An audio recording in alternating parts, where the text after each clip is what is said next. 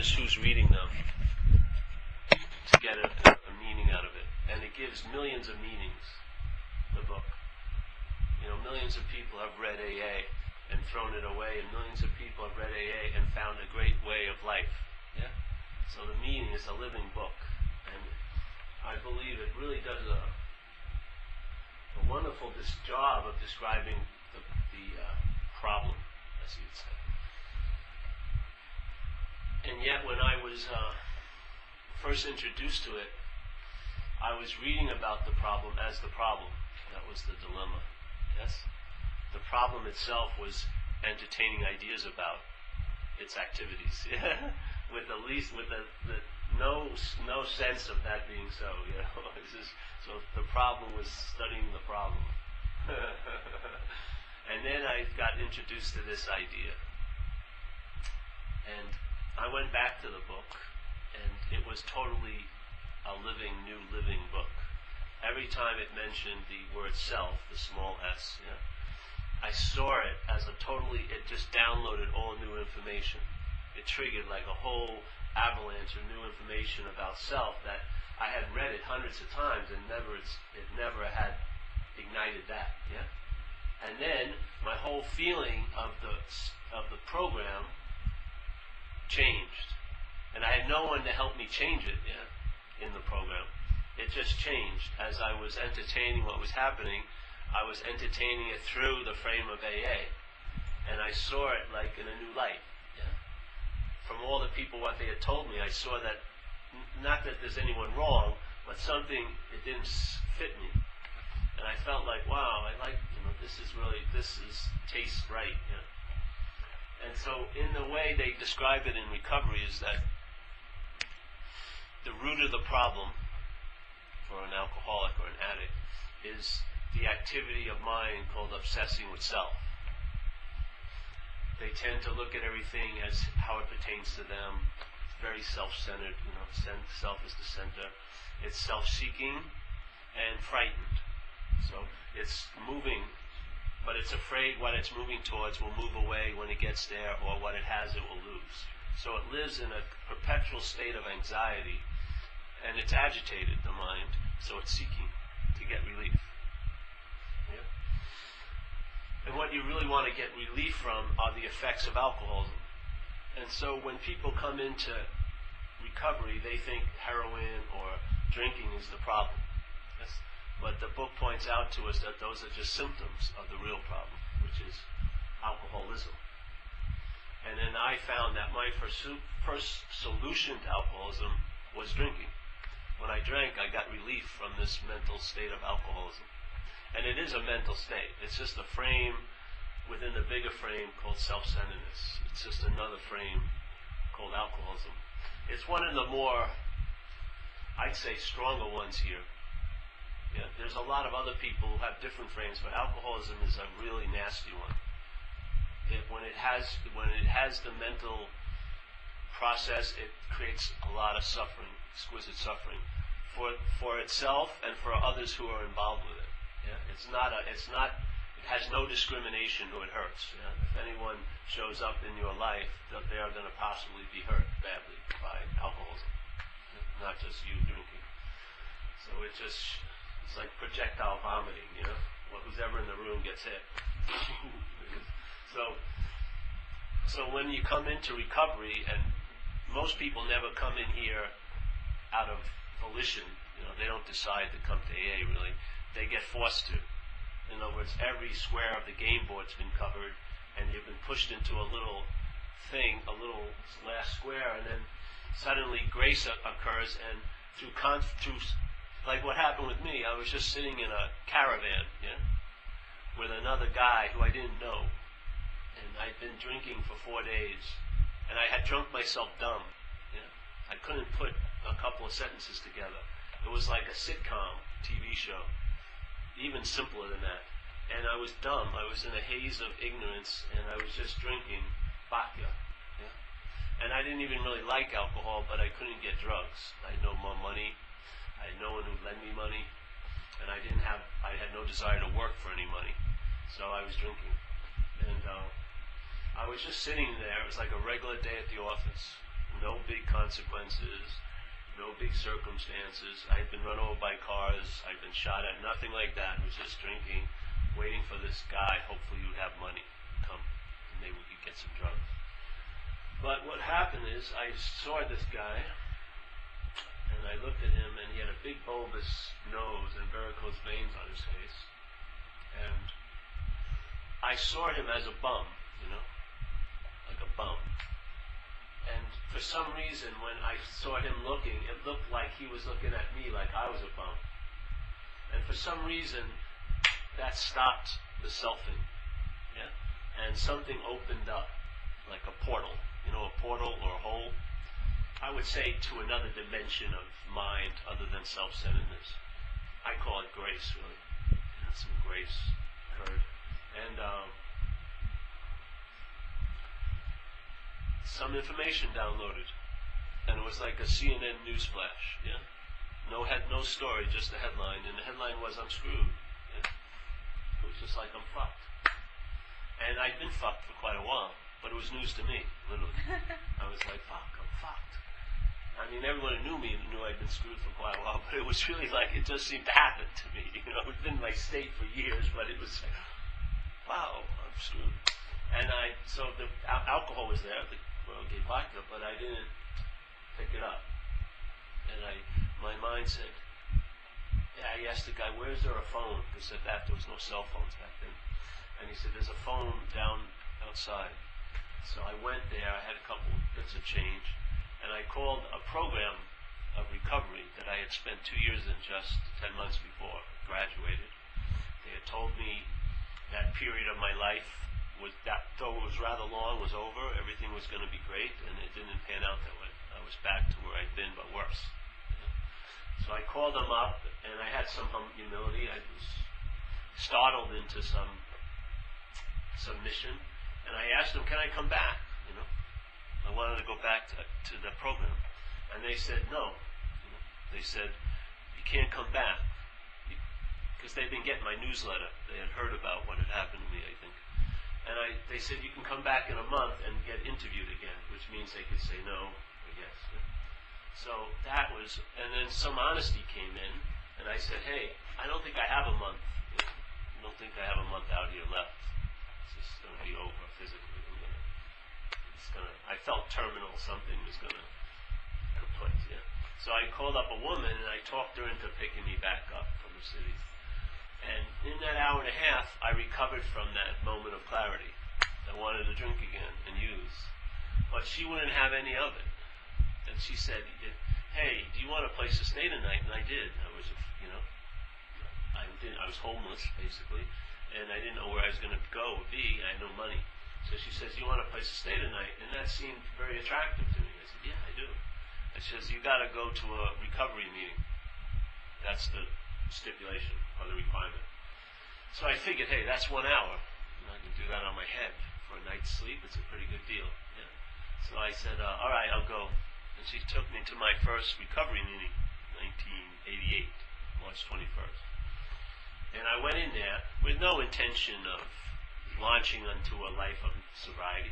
I just was paying my dues, prostituting myself once again to get someplace to stay, which I'm quite used to prostituting at that time. Doing this and doing that to get something. But while I was in there, something happened. And what happened was I started to feel different. And it had nothing to do with me feeling different. Something changed and there was an awareness of it. And I realized over time that little portal had started a train of circumstances in my life. Yeah? That little 5 minutes of opening had affected 22 years of living so far. It started right there. In just 5 minutes of having selfing stopped, something that seemed to be unchangeable, no matter what consequences. The disease, the way it had me was I was willing to pay any consequence now, not to feel, no, I was willing to pay any consequence tomorrow not to feel uncomfortable now.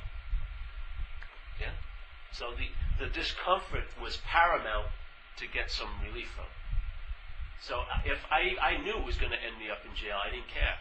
I wanted to get loaded now and then deal with it later, whatever was going to happen. Yeah? So I sat there,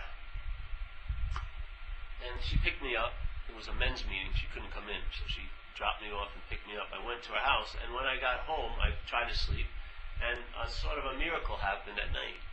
The next morning I woke up, and that mental compulsion, you know, the incessant urge to get loaded or really to escape, you know, from this unbearable moment, which wasn't the moment anyway, it was the mental construct of the moment that I wanted to get out of, which is when you try to get out of that, that's being in it, the fucking concept. I had no idea of that. So, something occurred that next morning, and my first thought in the morning was, I didn't have that fear, you know, that clenched fear wanting to go, oh, let's get some relief. I had a thought, and I said, I don't have till 8 o'clock to get to this next meeting. You know, I didn't know anything about AA, and the people said the night before there was another meeting at 8. I'm not going to last till 8. So I called up the AA hotline. They told me there was a meeting at 12, and I went there.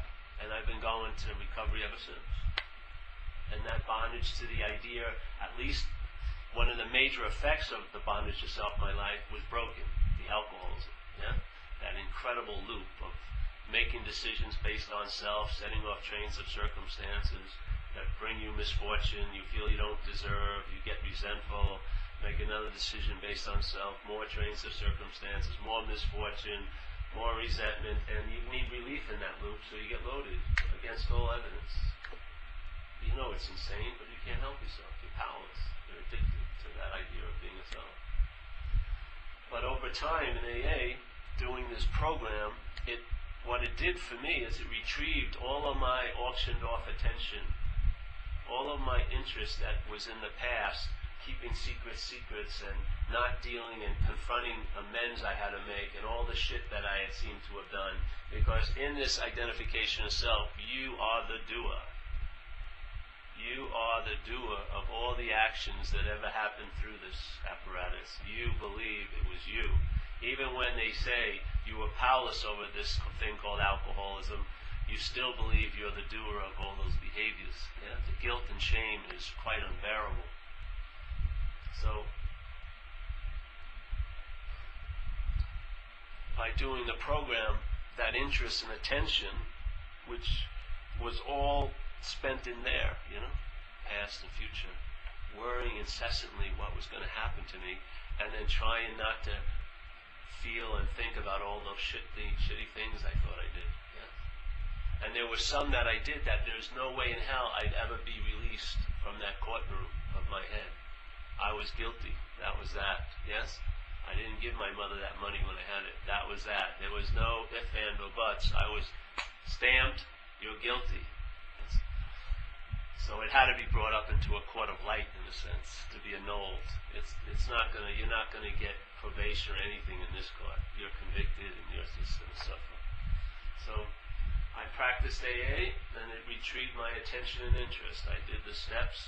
The biggest one for me was the 9th step, to make amends to people who I had trespassed against in life. And by making amends, I was freed from that mental occupation all of those events were taking up in my life, yeah? All of my space was filled with denying certain events and having to have like a mental security guard watching it so no one would ever find out and it wouldn't come out and wouldn't leak out into this moment. And then relying on self, which is unreliable, I was in constant fear. And I had lived under its tyranny for years, and I know how it treats the host, yeah, like a parasite.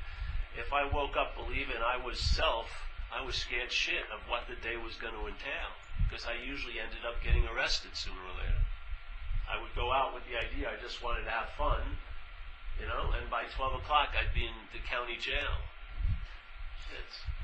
I'd get out and I'd do the same thing and expect different results. I'd end up in jail again. And it was surprising. How did this happen to me? I did the same thing that got me in jail before. But it was all going over my head, you know. Because when you're up the ass of self, when your interest and attention is absorbed in that little black hole, for all intents and purposes, you're unconscious here. Totally unconscious. You're driven by, you're being blown by winds, yeah? Winds of mental states that might just use this as a transportation tool, as a way of expressing what they want to express. So someone who is a lovely little kid is a vicious, rabid junkie, because you're neither of them. You've been taken over by something that expresses itself through you, called alcoholism. And all the while, everyone who's been taken over by alcoholism keeps calling all of its expressions their expressions. They don't see the root of the dilemma. You're identified as that, which is way past a level of obsession. When an obsession crosses over and you become identified as that which your mind is obsessed over, that is way more comprehensive than obsession. No matter how much I love Coke, I never thought I was cocaine. There was always a sense of separation from Coke. It wasn't like I thought I was cocaine.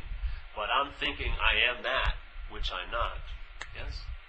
So identification is unbelievable because, first of all, you never recognize the identification as an extreme form of obsession. You'll recognize some of its other obsessive effects, but you won't see the supreme form of obsession is identification as what you're not. You can't be more obsessed than that. Really. To be obsessed with something and actually become it in a way, that's as far as it goes. You ever see those horror movies where the person knows a starlet, a movie star, and they start dressing up like them and get a wig like them and then trying to go out with the starlet's boyfriends and then realizing it's not working, they kill the boyfriends and then they want to kill the starlet and take over the starlet's position? That's not even close to what identification of self is like. It's way past that, really. And most people who are under it don't know it. Because everything that goes on is senses it's me that's doing it. So what a perfect hideout for, let's say, a parasitical mental system to take over a host that is like a giant steering wheel. It's so easy to drive us because everything it does to us will say, it's me, I'm mine. You'll never question what's taking you over. And if you don't see its identification, the best you can hope for is, like, say, getting therapy for it, teaching it to be more behaved so you don't flip out at the next dinner party. Maybe, just maybe, you'll be lucky enough to have 1 month relationships with other human beings, And maybe you'll be able to go back to school, whatever, There's not like giant high levels of success. It's just basically, let's not get arrested this week. That was my idea of success, really. When I came out of alcoholism, my idea was not to be arrested. That was a successful life.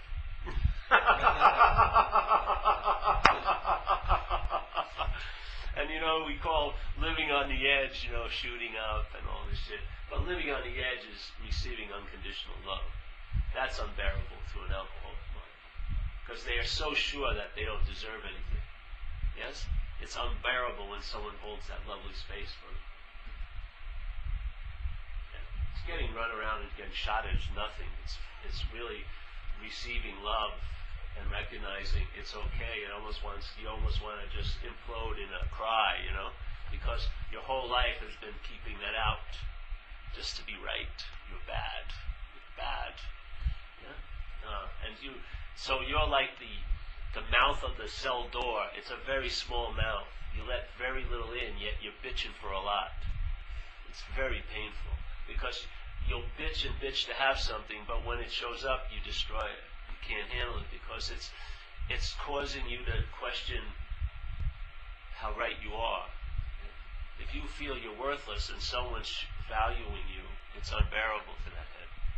Something has to go, and it's usually the person, not your old idea.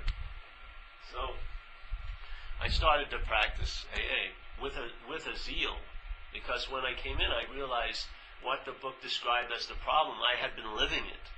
Yeah, that problem was written.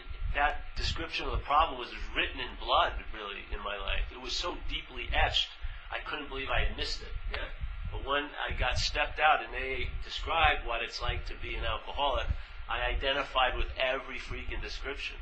Every description was my modus operandi out there. So I felt, and so people were saying today, well, why would you want to call yourself an alcoholic? Well, the fact is when you're denying it, yes? When you're denying it, every move you make, the admittance to your innermost core that you are it neutralizes that, yes? So one extreme goes to the other extreme, and then you're placed in a position of neutrality. But you can't seem to get to the position of neutrality from here. There's got to be a total flip over, dualistically, yes? And then neutrality can occur. So the alcoholic can't immediately usually go into, I'm not that, because it's just a mind game to them. They have to go, I'm totally that, an alcoholic, and then they see that that's not so, and they're put in a position of neutrality. But you can't get there from that one pole, I found, yeah? So I just started doing what they said here.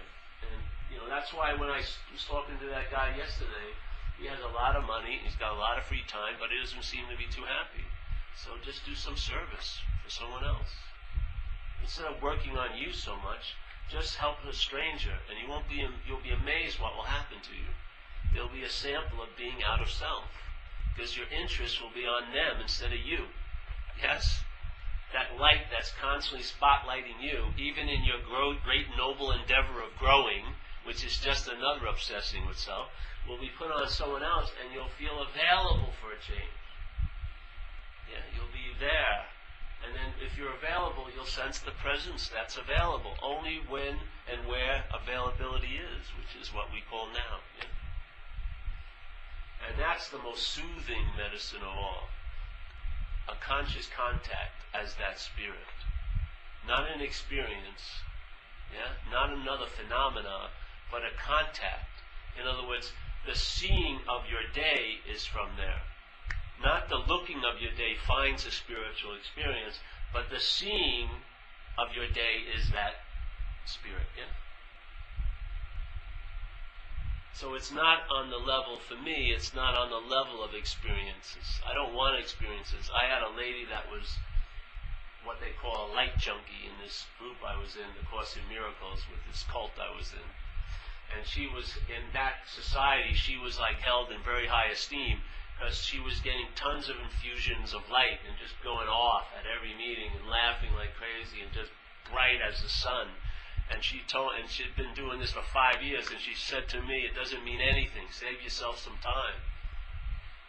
They're just phenomena and experiences. Nothing radically has changed. Yeah? So you can't experience yourself into that. You can't think yourself into that. Yeah? And you can't feel yourself into that. To me, I got what I found here, just like when I had what we call a bottom in AA. A real bottom means there is no observer of you being in the bottom. There's no witness of you in the bottom. There's just bottom. It's like you're in a coffin. You're finally admitting how closed off you are. And there's no like someone saying, oh, you're closed off. No. There's no relief as being an observer or nothing. You finally get caught. Yeah, almost in a sense. There's no way out. And in that way out, everything has the possibility of change. When you admit there is no way out, something finally fucking happens. Until that, you're still managing and still controlling. Yes? So you're caught and bound by your constantly wanting to escape. Every movement of escape is the bondage to self. I have no fucking idea, I told you, I've never been a good spiritual practitioner, really. I'm not a good meditator, whatever that means. Nothing I've done I have never done anything completely except drug addiction. I did drug addiction completely. I was a perfect devotee of drug addiction. And I'll tell you, there's no transcendence. You can't get out of this place. If I could have, I would have with what I did. I was a devout drug user. Every day, I worshipped one thing and one thing over. I turned my will and my life over that. I had surrendered completely. I've given up all my possessions. I gave up your possessions to that. I basically had just surrendered to it, and there was no transcendence. Will any other method work here? There's no escape. And it sounds terrible to the thing that incessantly wants to escape, but it's great news. for what you really, well, not even what you really are. It's just great news. Because finally, you'll see, your opinion of here is from there. You're listening to theirs take on here. To sense here is the immunity to there. To listen to there, here is what you want to escape from. All the time. But here is the immunity to there. If you're not sensing here, you're at the mercy of there. And here will never be enough. It won't measure up to your mythical idea of the perfect moment, ever. There'll always be something lacking. There'll always be something else to move towards, something better, more loving, more blissful. It's never ending. Yeah? So I wanted every moment to escape from here, but the here I wanted to escape from was a mental here. It was made up by past and future, yes? It was made up by a mental realm, and the last place I wanted to be was conscious here. I would fucking shoot. One time, we thought we were copying some opium, me and my friend. We went to this heavy metal 3-day affair, and we met some guy on a bridge, and he sold us this thing that was supposed to be opium. We went back to the apartment, and when we opened it, and we started cooking it, it smelled pretty fragrant, yeah? So then we shot it up, and then we were still like talking ourselves into it. Are you feeling it yet? Are you feeling it? Nothing was happening, but we were talking about it. And then one of our girlfriends came in and says, it smells like incense here. Yeah? So we went, what? Oh yeah, who's burning incense? So the opium was incense. There was no opium. So what happened? We were faced with that evidence, and we shot it up again. We shot up freight incense with the hopes that it was opium. Even though it has been proven to us it was incense, we said, after 5 minutes, nope, we're going to do it again. This isn't fucking insanity. This is an extreme form of wanting to escape. Yes? Now someone may be sitting in a very nice house today, and in a very civilized way, it looks like they're here, but in their minds, it's another form of escaping. Yeah? Not here, because here's the solution. A mythical here, a mental here, made out of there. Yes? A moment that's bookended by your ideas of the past and your hopes and ideas about a future. That's not here. Here has no second, really. There was no there, and there's no will be in the here that's here. But the here that's of mind is made up of past and future. Yeah? And it's unbearable. So I want to escape from here.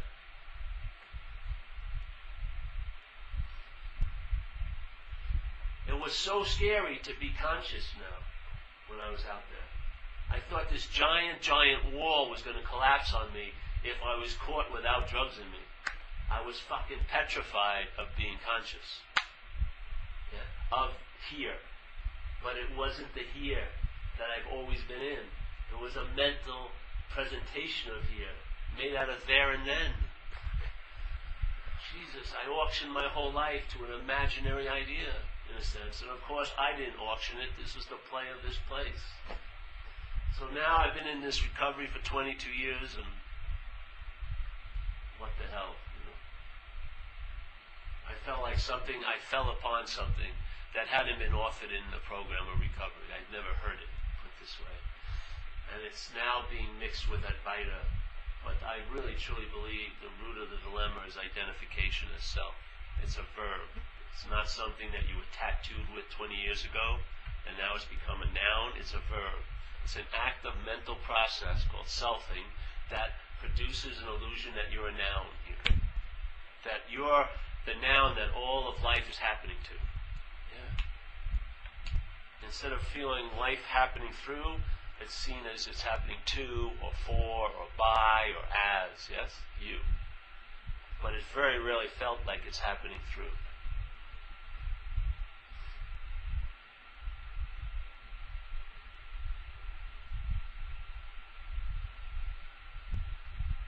So for some reason, my seed assignment has been to going around meeting other people in recovery and sharing this idea. The hopes that maybe they'll travel a little lighter. Because if you have the flu, and it's misdiagnosed as a cold, it doesn't matter how much flu medicine you buy, nor how religiously you take it. The cold and the flu will have, there'll be some similar symptoms, but not all of them will be. So you will get a little relief, but it's not going to be the relief that's truly offered if the diagnosis was correct. If you spent $300 on cold medicine and you had a cold, you would expect to have some real radical relief if it was working, yeah? So for me, I just believe there's been a misdiagnosis of the problem. Obsession with self. I don't think that's the case. I think a mind identified as self to reinforce that obsesses over it. Simple as that. Because it has to keep making it appear to be real. It's not real, so it can't stand on its own. It has to be fabricated every day. And what I believe assists that is the thoughts that are going on in your head. You know? Your daily narrative about life as seen from you. Listening to that is like you have your own hypnotist with you all day. All day you're just being swooned into unconsciousness. It's like you're out to fucking lunch. It always blows my mind when people go to work and they spend 8 hours there and then they come home and at 8 o'clock their mind tells them they had a bad day. I mean, wouldn't you know it was bad when it was batting? You know? I mean, if you were there, I would imagine you would see, hey, it's batting right now. Why is it that we're on like a 10-hour time delay to figure out what's going on? We have to wait for the mind to break the news to us. Oh, it was a bad day. Oh, thank you. And then you assume that it was, and you call up other people and see how their bad day went. And it's like we're fucking passing the disease on. And everyone's, yes, you got the disease. Yeah, you have the disease too. Yes, how's your disease? Oh, you're so special. No, it's like fucking Jesus Christ. Yeah, sick begetting sick. And then there's unhealed healers running around like fucking crazy. They're not healed, but they're attempting to heal you. Jesus. It's insane. More sickness upon sickness. So, I don't know, I felt like I just tripped over something. Somebody introduced it to me, and I like to say it was entertaining it. It was like a very strong unspoken yes. That's what it felt like, yeah. Something in me that hadn't had much of a voice in my life, when it heard this message, chirped up. It said, oh. And I hadn't heard it like that in a while. Something like inside just went, so, for some reason, it started to entertain it.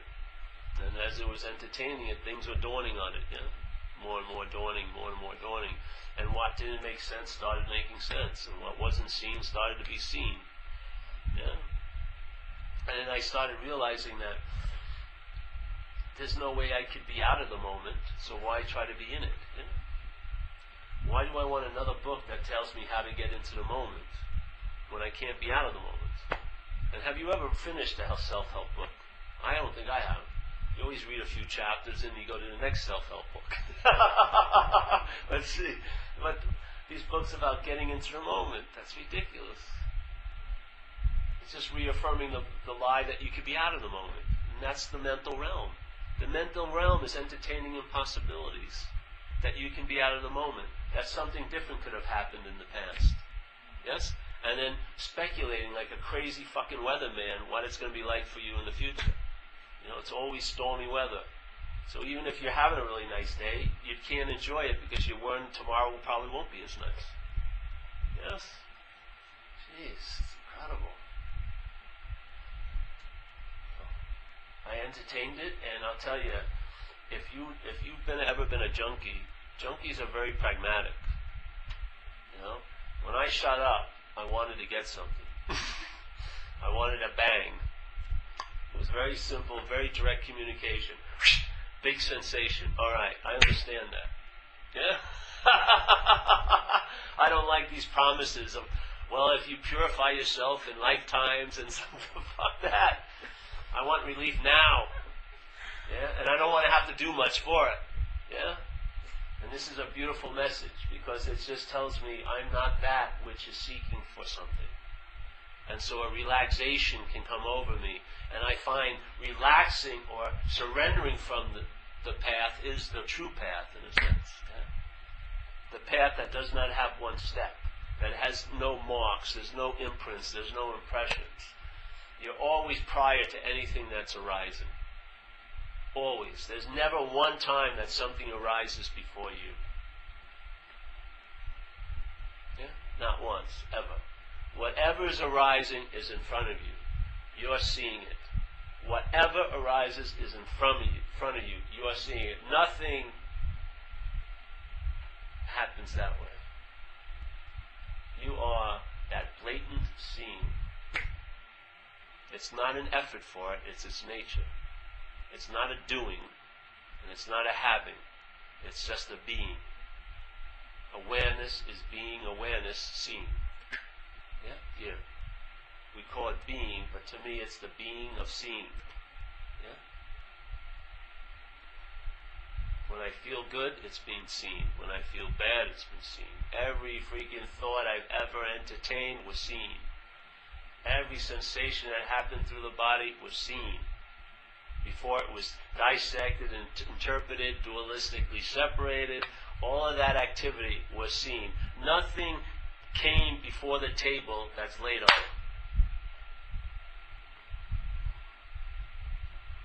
That's worked.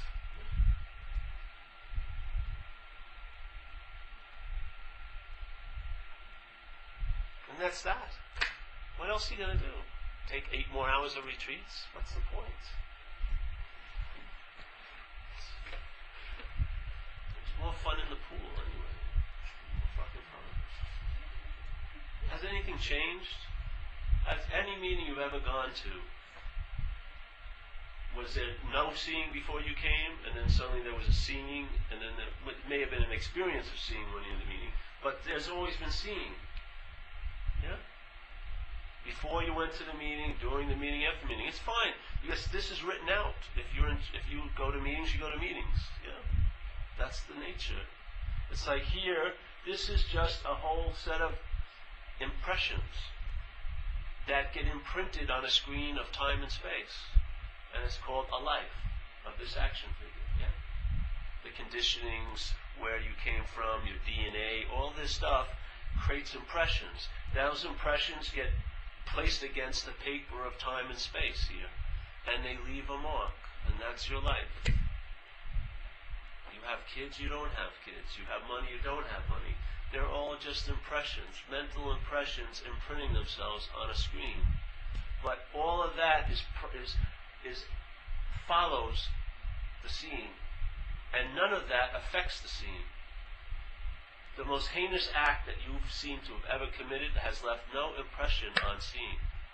The seeing didn't blink when you didn't pay your mother the money when you had it. It didn't. It didn't go, oh, he's crossed the line now. Oh, this is no good. Bad. No. It's living up to its nature, which is to see. What? It doesn't matter. Whatever arises. But whatever arises doesn't affect what's seeing it, yeah? How could it? If it had an effect on what's seeing it, that wouldn't be seeing. That would be looking. It would be a conditional seeing, looking. This is seeing. It's not affected by circumstances and situations. It just sees it. And that act of seeing, to me, is the life that I am. I can't say it's anything alike, because that would make it a noun. It's a verb. Yeah. Every moment it's just seeing. I can't entertain any point where it didn't. See, since I appeared as the piece on the Monopoly board, the boot, whatever, the Eiffel Tower, I have to see in hindsight, there's always been seeing. Prior to every event and everything that ever happened that I call my life, it was in the context of seeing. Which is my real mother and father? Is it this life, this content, or is it the context that's held it all? To me, the context is unconditional love in a sense, because it has no opinion. Whatever arises, it sees it. Yeah? Nothing it sees ever made it close its eyes. Never made it turn away. Never made it blink. That's really bad. In It just sees. Can you imagine relying on that? Well, when and how do you rely on it? See it. Be seeing it. Be part of that. You're the verb. You're not a noun. The noun wants to have the verb. Once a noun has a verb, it ain't a verb anymore. It's made into a noun, isn't it? The truth. Enlightenment. Wakening up, whatever. As soon as this noun claims it, it becomes a noun. And the verb is lost. You can't acknowledge a verb as a noun. You don't get it.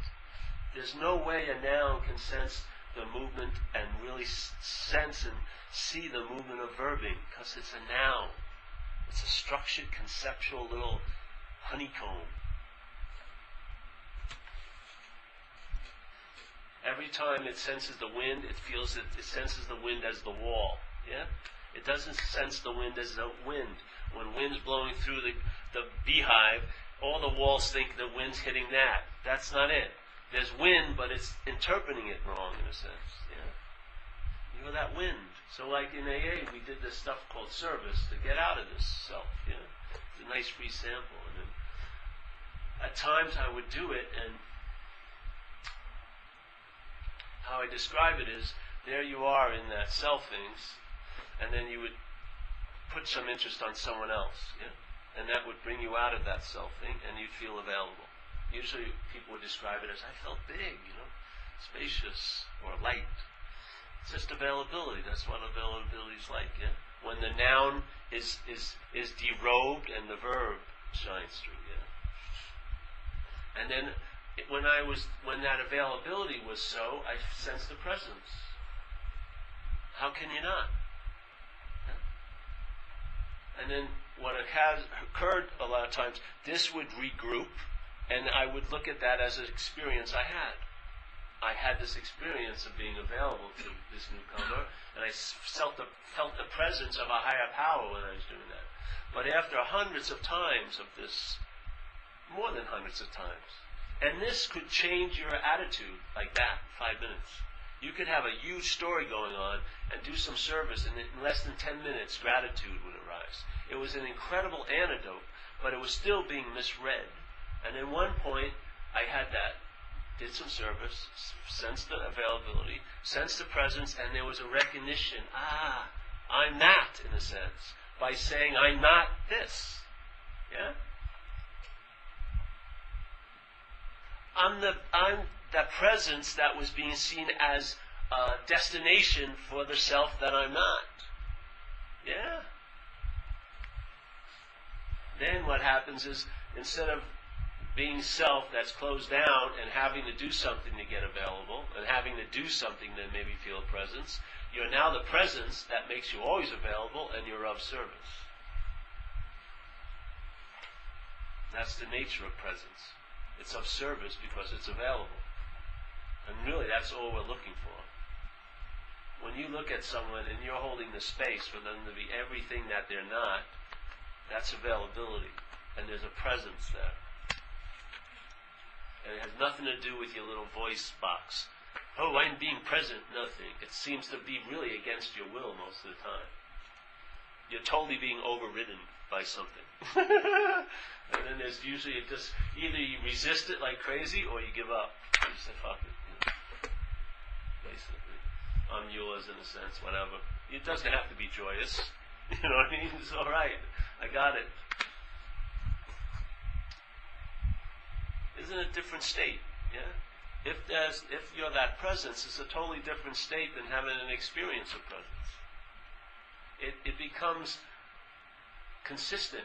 It's taken out of time, and it's taken out of doing and having. In other words, it's always available at all times because it's always available in no time. Yeah? Totally different than an experience. Many minds rather have an experience of presence than to actually sense the presence as where they come from. I'm telling you, because it's more special to have an experience of it. You'll feel like you're really special if you have a big hit of presence.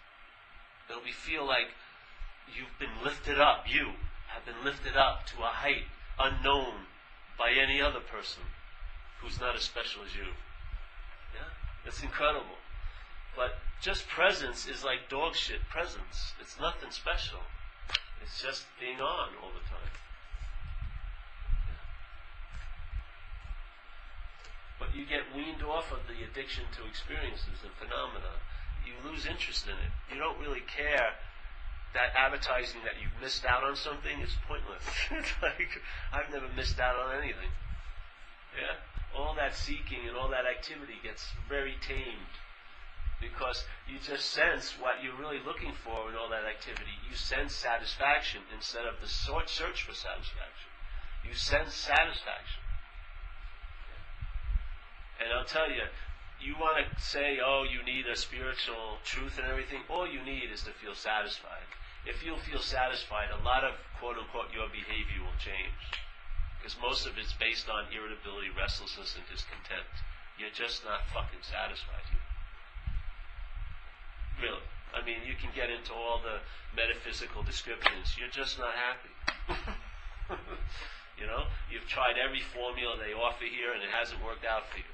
And all you can do is go back and try them again and replace a certain person with a different person. But it's the same formula. Same being saved. And it's always going to fail you. And then hopefully, you know, you lift out of here. And basically, why my mind's chilled out is because I'm happy. There's no big metaphysical answer. I'm really here because I don't want to be anywhere else. Seriously. Yeah? The mind keeps presenting options, but I don't want to go on those vacations because they turn into hell. Yeah.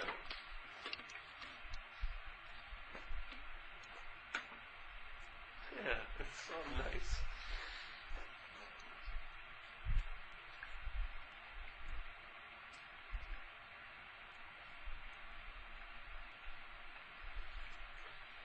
So a starting point's nice is that idea of being a long-lasting, independent, separate entity.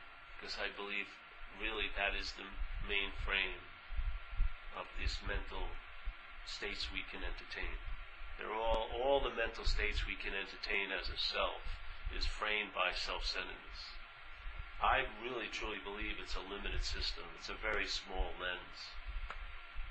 And you can open up to other modalities that are many, many, many more possibilities available. Yes? Many more, possibilities.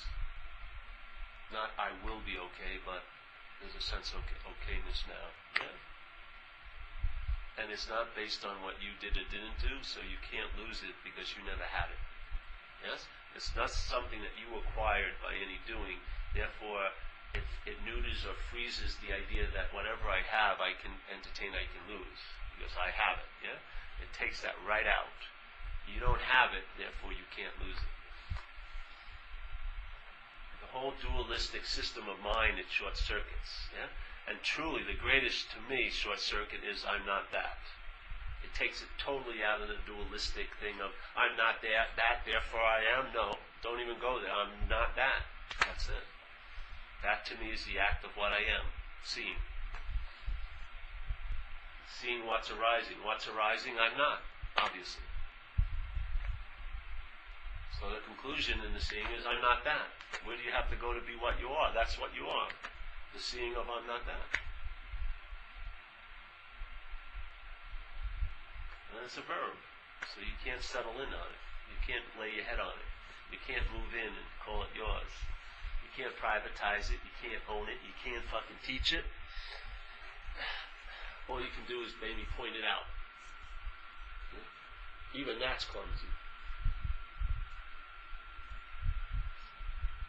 My feeling, even in my small little seed assignment, it was a terrible career choice because I'm meant to become obsolete.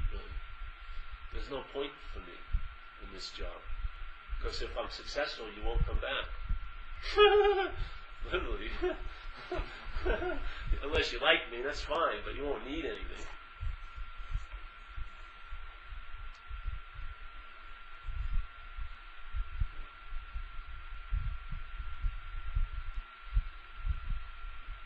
You become your own authority finally, in a sense. Not like a mental authority.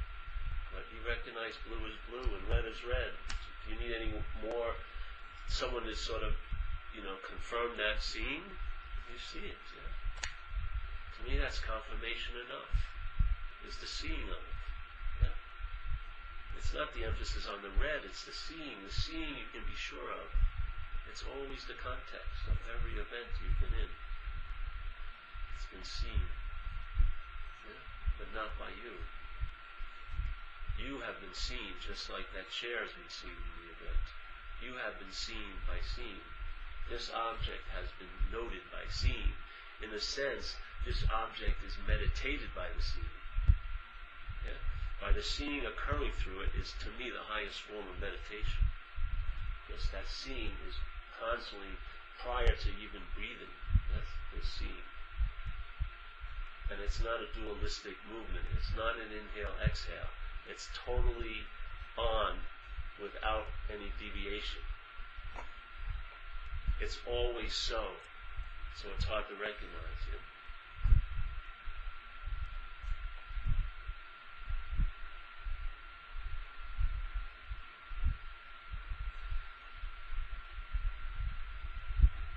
So the best cook is when they decide to not give you that much. They turn off the oven and let it cook. You don't need any more.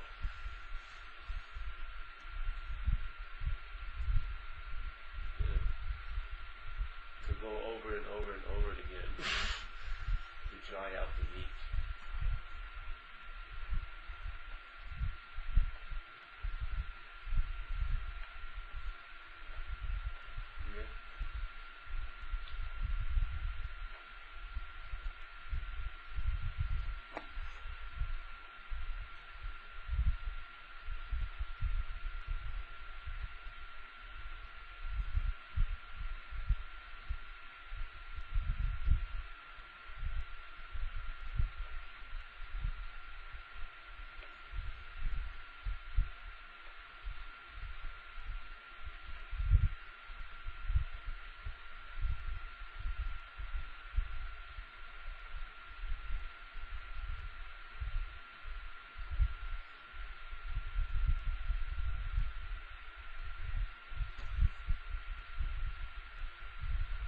That's the